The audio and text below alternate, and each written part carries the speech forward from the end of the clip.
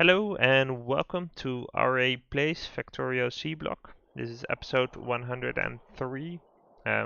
We just started up solar panel production, which should get us a nice amount of energy, and that should allow us to cut off some of the oil power that we're generating over here. We also might want to extend this a little bit to make sure that we get more oil in the first place. That should be very helpful. Yeah, let's maybe start with that as well. Because yeah, carbon dioxide wise we're looking good, sulfuric wastewater we're looking good. So let's get in some more of these farms too, probably. Let's see, we'll need some brick for that as well. So let's grab that. Yeah, 2 stacks should be fine. Let's craft one more. Yeah, extending this by 2 should be okay. We want to run another belt like over here to make sure that. So we'll merge that in here. That makes sense. And then we'll use the better assembly machines to really scale stuff up. I'm pretty sure this is the main chain, so sort of do this. And yeah, so as of right now, we're getting 1 megawatt out of, like 1.7 megawatts out of our panels during daytime. So, and then during nighttime, it's gonna be a lot less. But the fact that we can do this right now means that the steam engines are gonna run a lot slower, that we have like stuff to get here. Yeah. We might want to. Yeah, I mean these guys are running continuously, which is important to getting some of this plastic. What's going on here? We're not getting any raw fish oil again. Why not? Did we eat all of the... Why did the fish disappear?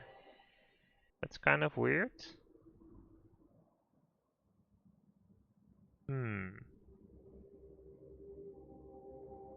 I'm confused. But we have... That's weird. I don't know where the fish went. We might need to catch some more then. Let's see, if we put these in here, yeah, then we have some more again, but let's see. So if we look at, okay, what we could do is if we put, so for the nutrient pulp, we're no longer reliant on this one, right? So, but we do want to make this make nutrient pulp this way, because then we get this guy. Then we get the raw fish oil, and the raw fish oil is kind of important for this process, because if there's no raw fish oil, we can't make plastic out of it. So I guess we do want to prioritize to the right and make sure that these fish guys are running, right? And once the fish back up, then we're gonna put the overflow of fish into here. But maybe, let's see. So there's also the issue of that the artificial fish water could be fully backed up, right? That's a way in which we could lose, like, so if the artificial fish water gets backed up and the fish get, so this guy can't run and the fish flow through to this guy, then it could be that there's a problem. So that's why I'm just setting it up like this for now, which means that we'll at least get this fish stuff up and running and we'll have plenty of fish to go around here. We don't need the nutrient pulp for this loop, but once we have overflow, then we get this, then we can produce these again. And we might need a top-up valve going somewhere, maybe over here, to make sure that the nutrient pulp stuff is properly used, but I think that's the way to go. This is kind of awkward though. Okay, let's do the brass smelting. We're gonna run. Let's see. Yeah, we'll just see what happens over here. I guess the facts. Yeah. Okay, these guys have plenty to go around. So between this breeding, like there should be more than enough to also let these guys run. So between the two, like the fact that this guy gets first pick, if they're not full, then they can flow through here. That means that we should have these guys rolling quite nicely. Yeah, so meanwhile we wanted to scale this up, right? So let's plop down some of these algae farms. We'll need some space for that. So, whoops. 1, 2, copy over the recipes. Let's rotate them. We'll need some pipe to make that work. Connect them up with some electricity. Let's see, they'll need 2 output arms probably. So let's craft a couple. And what we're gonna do is go like this, but then have like a splitter over here that goes like this, and that will just double up the capacity of this like small bit. Okay, so let's see. 1, 2, 3, 4. You're putting on the close end, so let's. Oh, this guy should be a little bit further out. Yep, okay. And oh yeah, and maybe I want to copy over the other one as well because they do need to grab from 2 tiles away. So then let's get another assembler or 2 in there. Like, yeah, let's see how much we need. And basically we want to keep this running all the time. That's our goal basically. Yeah, we'll need to fill that in a little bit because we probably will build another one of these guys. We'll have an assembler over here. 2 of these, 1 of those. Copy this as well. I don't know if the output matters that much. I guess I do want another one that outputs to the close side of the belt.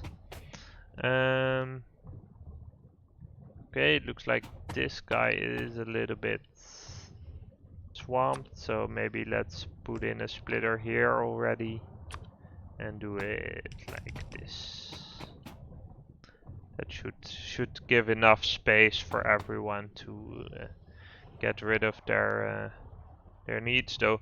So the thing is actually, yeah, so in the end, like these 2 get a belt and these 2 get a belt plus the overflow from the other one. But it looks like we can afford to, for one, put down another assembler Mark II and then put down another oil refinery as well.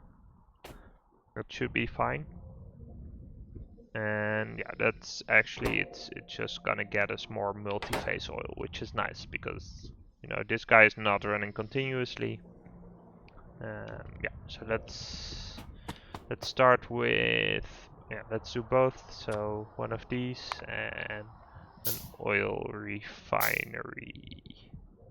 Need some steel, so let's go grab that.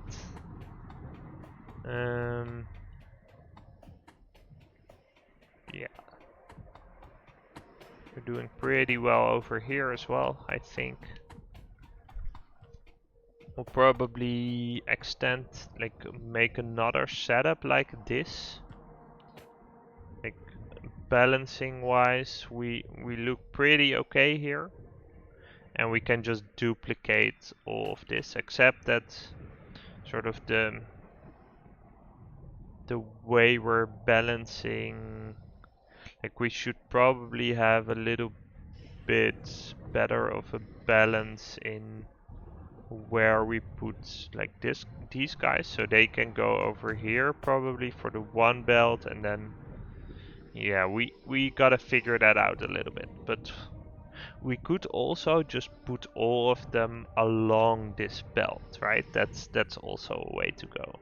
Like alternate them and just have them pick up directly from. But that seems like a good way to get a. Oh, yeah. To get a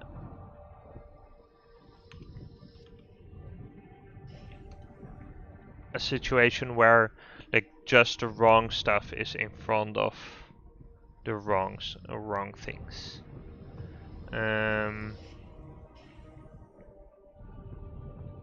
Yeah. Okay. But we can probably scale it up quite soon. I was going to grab some steel. And let's see, that should be over here. There we go. And now that I'm here, I might as well go grab some solar panels. Let's see, how are we doing for 10 more? That's pretty nice. So I wanna grab like, okay, maybe not a full stack. Like this should be fine, and we can make a few more. Advanced gunmetal smelting. I have no idea what this is gonna do, but let's just get all of the options, and then later we figure out what is actually efficient and what do we want to do.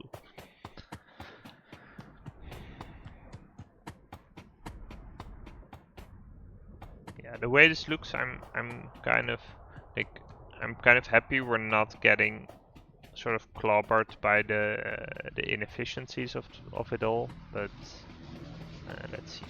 Yeah, so if let's see. So now we have 4 of these per 2, which like the 1 to 2 ratio is fine for now. Like we could be a little bit more efficient with it, but these we can just plop down right here, which is nice.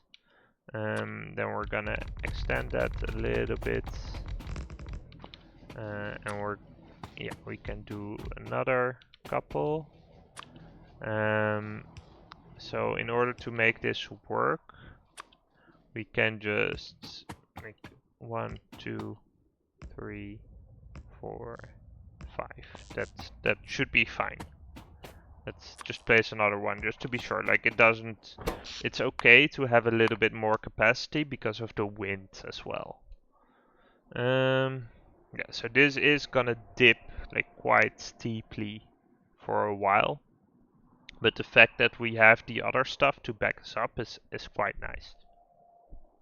And you actually, in this case, like the wind picked up a little bit. So, and because of natural variation, like, yeah, you see basically the steam engines are a little bit higher. I think this is since we upped the blue algae production probably. But this is gonna, like, we're gonna be in a situation where solar is the majority of our electricity. And that's actually gonna be a real nice situation, right? We're still gonna use some of the fossil fuels to help us through the night and bring up the accumulators to speed. Just because that's the way it works, and I don't really mind that. But for example, the oil stuff, like we can actually use the resources from that fully, or that should be the idea. Let's see. Yeah, so we're actually also running into output issues over here. So we're gonna do, I think, the same thing that we did over here. So we'll run a belt like this, and then merge that back up. Yeah, so we're gonna run an oil refinery, I guess, right? Let's see, oil refinery. Okay, there's an oil refinery too, which uses a ton of steel, but it's not. Yeah, I guess that could be nice. We probably would want faster inserters for that as well, though. As is, I'm good with going at it this way. Yeah, oil refinery. Here we go. Let's leave one step between them. Have the steam go like this. Copy the recipe, and then we'll hook that up. So like this, and then like this should be fine. Need to power that stuff. We'll need, let's do 3 inserters here as well. Copy the configuration and have a little bit of belt right here. And then I crafted another assembler, for which we also want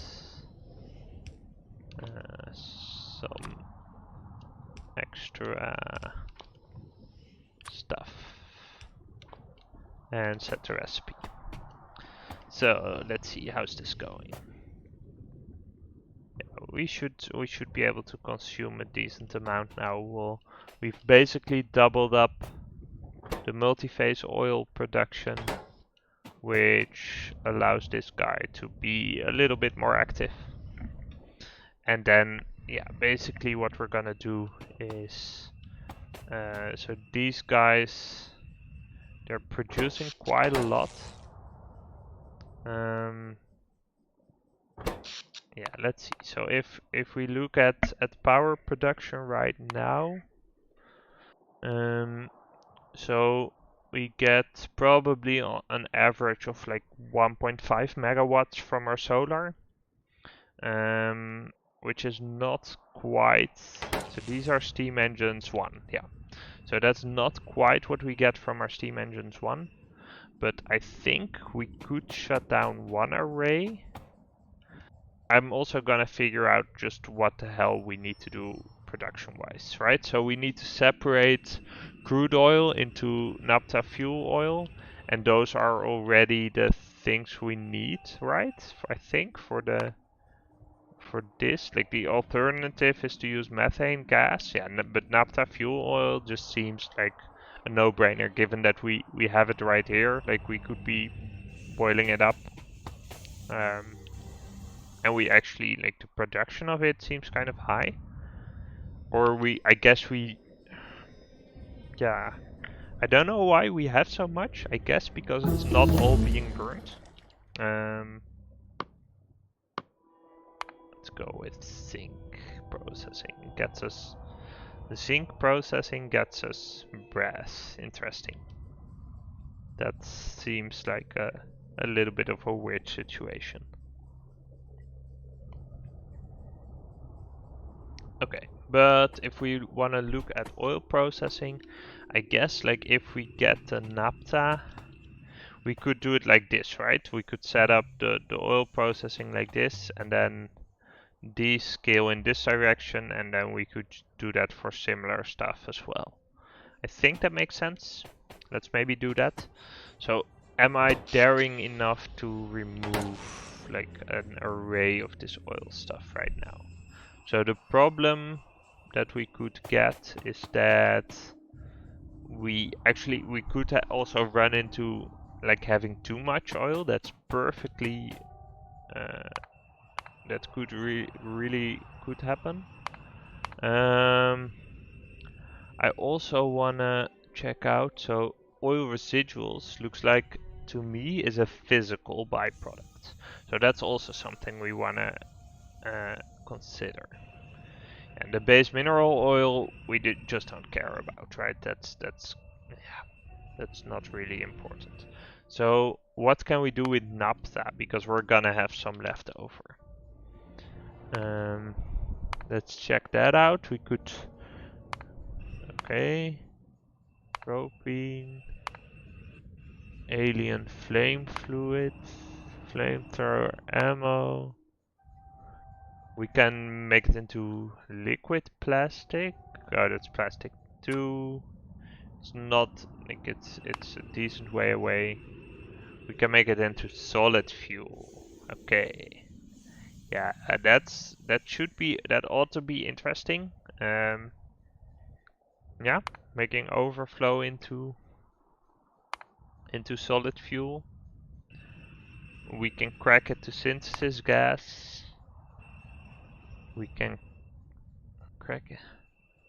Okay, to base mineral oil. This seems kind of expensive. I wonder why we would want this. It seems like mineral oil is actually... Yeah, naphtha is just vanilla heavy oil. Let's... Or that is the equivalent rather. Yeah, there's no recipes that use this. Yeah, so that's what we're gonna do next time. We're gonna set up fuel processing, get the oil that we get here, separate it into fuel oil and naphtha, and that should get us to a point where we can actually survive on that. We're currently at 2.8 megawatts from our solar panels. Yeah, I'm happy we started building those. That's gonna be a big deal. I want to go there one more time, just grab the solar panels that we have, plop them down, and then we'll call it an episode.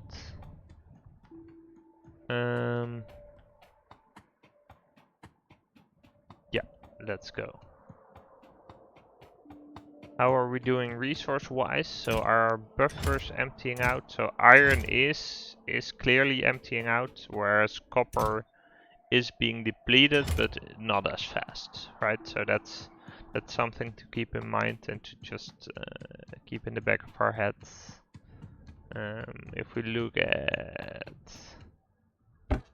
these guys, we have 5 more solar panels. We have a couple of accumulators with us, so we can place those down as well. I'm probably overplacing accumulators by a little bit at the moment, so we can also just put down the but yeah, so that's a good thing in the sense that we can also use those to sort of catch the stuff from the windmills. And actually, so in hindsight, we could have already used we could have already started producing solar. Why? Because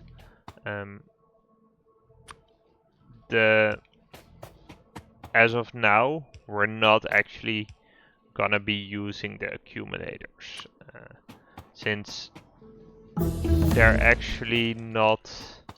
So the problem with the accumulators is that they're just being fed by the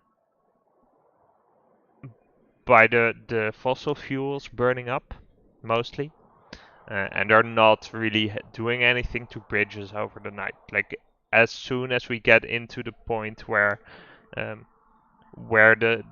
renewable solar is gonna be the majority of our energy, then we do want to start doing something with that. But as long as that's not the case, we're totally fine as is. And we're gonna have yeah. But as it looks like we can actually scale up to decent levels quite quickly with solar. And what's the best thing about it is it's not gonna cost resources. So we just have that forever, and we don't have the whole loop thingy going, and we can still use the side products from this loop. Like, they're no longer side products then, they're just products. Yeah, I'm gonna call this an episode. Thank you for watching, and I'll see you next time.